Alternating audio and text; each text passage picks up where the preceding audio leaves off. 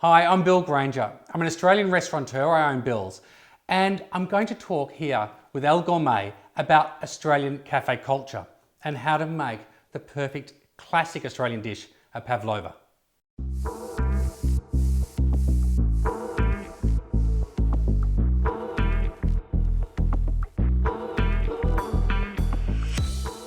The thing about Australian food is it's constantly changing. It's never set. It's never set in one particular time or era. We're a nation of immigrants apart from our First Peoples, and that really defines who we are with food. Other countries have immigration, of course, but the food from those new cultures isn't always accepted or is accepted as quickly as it is in Australia. In Australia, we'll have sushi one night, a Burmese curry the next, we'll have a Greek souvlaki, and all of these people who have come to our shores have brought their food, and that food has come in and made a new Australian identity. Australians love to eat well. You know, a good coffee, a great meal feels like a national birthright. And what we do is get all of those great influences, mix it up and make it our own. I think that's a really important thing to remember. But what's been so interesting over the last 10 years, 20 years, is that people are really understanding what Australian food's about. And I think it's because when I first started Bill's, people were much less adventurous at breakfast. They wanted something that's simple. You know, you'd go out and have the most crazy things for dinner, but for the morning time, they wanted something quite simple. And I think the other interesting thing is breakfast is universal around the world. You know, those classic ideas of pancakes, eggs, you know, go through so many different cultures, which makes them appealing to everyone in our really global and connected world.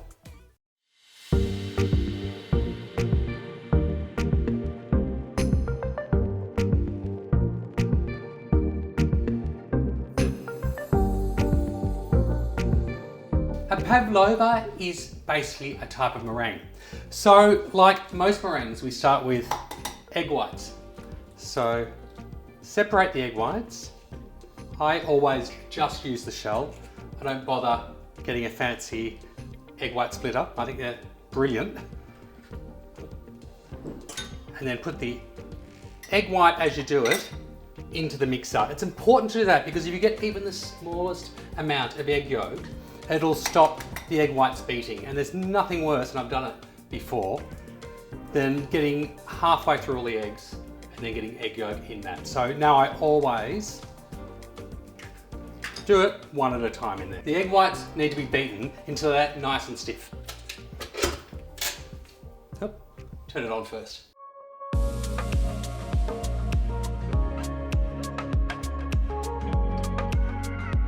Wonderfully firm now, and you can see the texture of them. See how stiff that is, they're not falling out at all. I'm going to add a mixture of brown sugar and white sugar. I like the brown sugar because it's almost like a slight caramel flavour through it, and it also makes it a little more foolproof, the pavlova, because a traditional pavlova you want as white as you can. It shouldn't have any colour on it. But with the brown sugar you get like a very gentlest caramel hue to it. When I first started going to Japan, I did a pop-up restaurant, and I decided I wanted to make the pavlova, but I didn't realise we were doing an Italian pizza restaurant pop-up at Spiral Gallery, and they only had a pizza oven. So I had to work out how to make pavlova in a pizza oven, and pavlova's the opposite to what you need from a pizza. You need a very gentle, slow heat rather than a really high pizza heat. But the brown sugar helps you just colour it, makes it that little more caramelly, and you can see there, and that just gets mixed through until the sugar's all incorporated. You can see how thick and the beautiful colour it is. It's almost like a cafe latte. It's a really gentle. Get a large metal spoon. Look at that beautiful texture. It's like clouds. And then just get a large spoon and dollop. All you need to do now is put a little indentation in the top. And finally, finish off, I'm going to use a few pistachio nuts. You can do them plain like this. They're absolutely delicious. I like to mix it around a bit. Some chocolate chips in there, dark chocolate chips, white chocolate chips, some nuts. Use it as a base. And you throw these in here and just finish them off. They go into a 160 oven for about an hour and a half. You turn it straight down to 100. And then after an hour and a half, you turn off the oven completely, open the door slightly and let them cool in there. That'll dry them out and then they're ready to eat.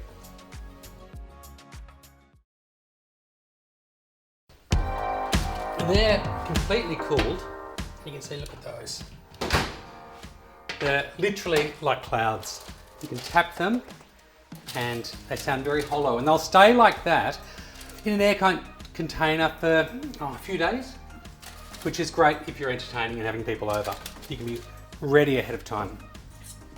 For the topping, I vary it. Sometimes I use just straight yogurt, other times I use straight cream. But I particularly love the combination of cream and yogurt. You get the lightness of the cream but the tang of the yogurt. But it's still quite loose.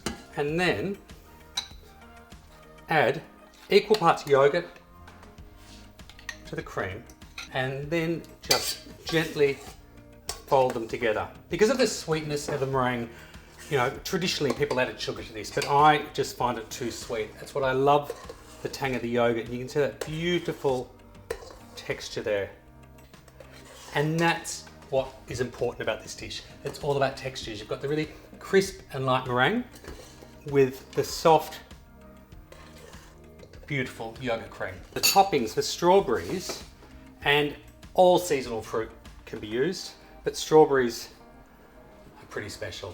I'm going to add a little bit of honey. The honey helps pull the colour out of the strawberries. If you use just sugar when marinating them, it makes the colour go a little bit dark and dulls them, and then a little bit of icing sugar. A few drops of rose water, and that's optional. I just love the fragrance of rose water. It's absolutely extraordinary, but please, just a couple of drops. You can always add more, and you don't want it smelling or tasting like perfume. I think food for me always has to be visual. And this dish, every stage is beautiful, from the soft meringue to that luscious textured cream to these strawberries. Everything is a joy to do. I get so much happiness from cooking by looking at the textures as I'm going, and that's the important thing with food. You've got to think about layering up the flavours through the process and enjoying that. It's a fun part, and enjoying the visual of it. I mean, they're absolutely beautiful.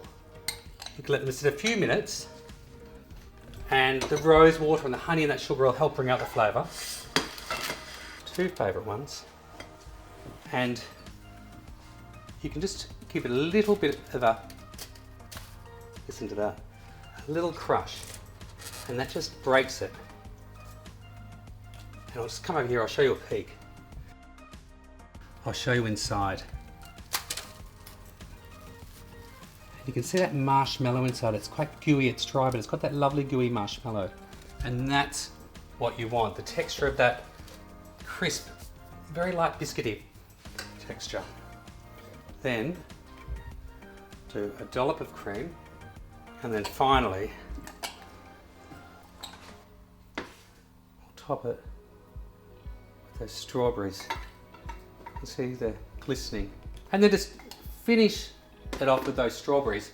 To me, this is a perfect dish. It's the crisp meringue with that soft, unctuous yogurt cream, and then the freshness of the fragrant and floral strawberries. Wonderful. It's my version of the great Australian dish, a Pavlova.